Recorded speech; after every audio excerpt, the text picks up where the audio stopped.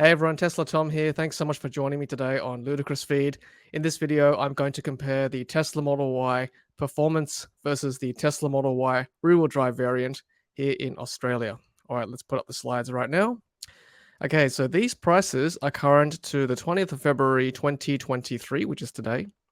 And looking at the order page for Australia, the rear-wheel drive Model Y and the performance Model Y have the same delivery date, which is the April to June 2023, which is about, what's that, 2 to 4 months time, thereabouts. If you look at the pricing though, the difference between the rear-wheel drive version versus the dual motor all-wheel drive performance is 26,000 Australian dollars MSRP. And we'll go through what the driveway price difference is. So next slide. So I have taken a screenshot of the final PDF for both the rear-wheel drive and also the performance versions and put them side by side. And according to the official WLTP range, there is a 59 kilometer difference between the rear-wheel drive at 455 kilometers versus 514 kilometers. And I'll go through some real-world examples using EV database very shortly. Obviously, top speed is 217 for rear-wheel drive versus 250. Not that you'll ever reach that top speed, at least not in Sydney anyway, in Australia. And the 0 to 100 kilometers an hour time is 6.9 seconds for the rear-wheel drive versus 3.7 seconds for the performance. So significantly faster, but again, arguably, possibly not used very often on our urban roads here in Australia. Obviously, for the extra money, you get an extra motor. So rear-wheel drive means the motor is at the back of the car. And performance means dual motor. You get both front and back. And obviously, the rear is in action most of the time. If you need that extra torque, then the front motors kick in. For the rear-wheel drive, you get 19-inch Gemini wheels as standard. You can upgrade to the induction wheels for an extra 2,600 Australian dollars, I believe it is. For the performance, you get 21-inch Uber turbine wheels as standard. For both cars, I've selected essentially the vanilla version, which is the white exterior, black interior, and just the basic wheels that come included with both cars. There we go, all black interior for both, and both have 5 seats. The 7-seater is not currently available in Australia as yet. Both get basic autopilot as standard. Both have a $1,400 delivery fee, as you can see, and the order fee is the same at $400. So the subtotal is $71,000 versus $97,000. And then this is where it gets interesting. So the rear-wheel drive falls under the stamp duty relief here in New South Wales. So there's no stamp duty payable, which for overseas viewers is essentially another levy or another tax on purchasing goods like cars. In Australia, if you buy the performance version that falls above that threshold, you pay $4,140 in local stamp duty, which is the tax in New South Wales. And then on top of that, you pay $3,655 in luxury car tax. Essentially, the threshold in Australia is about $80,000 thereabouts. Any vehicle over that price is subject to a tax, which is 33 cents to every dollar. And so for this vehicle, it's an extra $3,500. So basically, you're paying over $7,500 worth of tax, bringing the driveway price to $33,795 more than the Tesla Model Y rear-wheel drive if you choose to buy a performance Model Y. So there we go, the driveway price, $105,981 for the vanilla Model Y performance versus $72,186 for the rear-wheel drive Model Y. So there you go, $33,000 extra. That is arguably a significant amount of money, almost 50% more for a performance Model Y. So, I mean, I've highlighted kind of what's officially on the order page between the two cars. Let's delve into a bit more detail between the two. So if you look at EV database, which is for our regular viewers, I use this page quite often because I find their data quite useful, and they kind of do use real world data in terms of range anyway. So they've listed 3 variants. We don't get the long range dual motor in Australia. Let's focus on these 2 variants here, which is the Tesla Model Y rear-wheel drive and Tesla Model Y performance. They've got usable battery at 57.5 kilowatt hours for Model Y rear-wheel drive and 75 kilowatt hours for the performance version. So 0 to 100 kilometers an hour time is the same as the official site. Top speed is the same. This is where it gets interesting with range and efficiency. If you actually go into the EV database site, they've got different ranges for different conditions. So for example, highway driving, urban driving, and they also separate between differing climates. So between mild weather and cold weather. And then they average it out, and that's the range they quote on the summary page.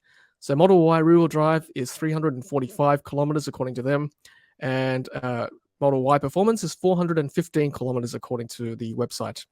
The efficiency is important as well. So Model Y rear-wheel drive comes in at 167 watt-hours per kilometer, which is the most efficient of the three variants, and the performance is 181 watt-hours per kilometer. So even though the performance has got a bigger battery at 75 versus the rear-wheel drive 57.5, it's nowhere near as efficient as the rear-wheel drive variant. And then fast charge, you've got to look at how fast it can actually charge at a DC fast charger or a supercharger. They've quoted at 580 kilometers an hour for the rear-wheel drive variant and 640 kilometers an hour for a performance Model Y. Keeping in mind that the Model Y performance can actually charge at up to 250 kilowatts at a version 3 supercharger, whereas a Model Y rear-wheel drive can only charge maximum at 170 kilowatts for DC fast charging. And if you buy a performance Model Y, you get some extra goodies with your car. So we've previously mentioned that a rear-wheel drive top speed is 217 kilometers an hour, which gets upgraded to 250 kilometers an hour should you choose a performance Model Y. You get 21-inch Uber turbine wheels as standard. You get performance brakes, which are the red calipers, lowered suspension, aluminium alloy pedals, and carbon fiber spoiler. So looking at the interior features, the car on the left is the rear-wheel drive, and the car on the right is the performance variant. So as you can see, they're actually very similar. For audio and media, very similar. Both get the premium audio, both get music and media over Bluetooth, and both get USB-A ports in the glove box with a 128 gigabyte portable storage device included. So essentially the same car for audio. For comfort, you get both get power adjustable front seats, both have heated front and rear seats, both have heated steering wheels, and both have the HEPA air filtration system, both have the tinted glass roof, both have independent flat fold rear seats, and both get the interior floor mats. Now this is where it's a little bit different. So for convenience, both cars get power folding, auto dimming, heated side mirrors, custom driver profiles, and center console with storage, and 4 USB-C ports with wireless charging for 2 smartphones.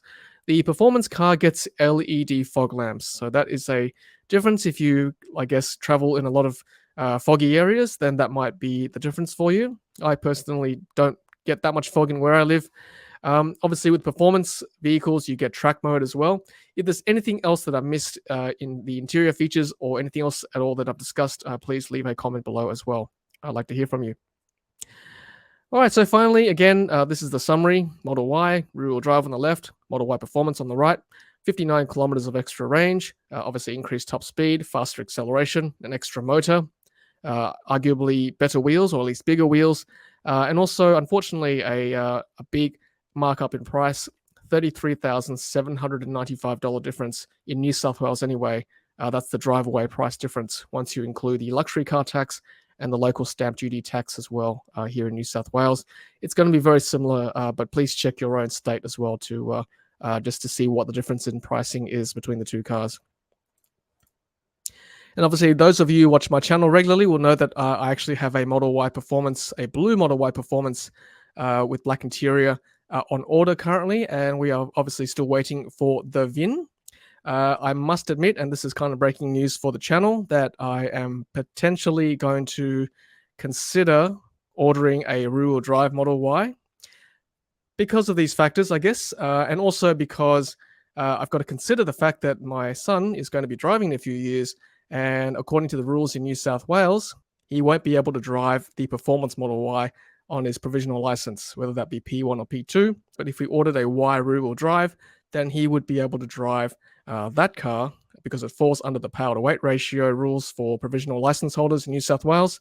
So that's certainly another consideration, and possibly why I'm leaning towards buying a rear-wheel drive Model Y. Also, we don't really need the extra speed, the extra acceleration for most of the driving here in Sydney on urban roads. And we're certainly not planning to bring the car out onto the track at all. It's going to be a family car. We could bring it on road trips. We're going to drive it within the speed limit most of the time. And also, finally, sure, the extra motor would be nice. Obviously, it's better for traction control and handling. But last year, we were fortunate enough to have a rear-wheel drive Model Y, in fact, a blue rear-wheel drive Model Y, for 6 weeks, thanks to our viewer Ross, who allowed me to hold on to the car while him and his family were away overseas. And to be honest, it rained quite a bit as well during those 6 weeks in Sydney, and that was a good test for us. And honestly, the car didn't lose traction once at all in the areas that we drove most often in our part of the world. So I guess watch this space. We might be ordering a rear-wheel drive Model Y very soon. If there's anything else at all that I've missed between the two cars that you've watched so far that could potentially sway me to keep my Model Y performance order, please leave a comment below. I'd love to hear from you before I potentially make a order for a rear-wheel drive Model Y. All right, everyone, thanks so much for watching, and until the next Ludicrous Feed video, happy charging.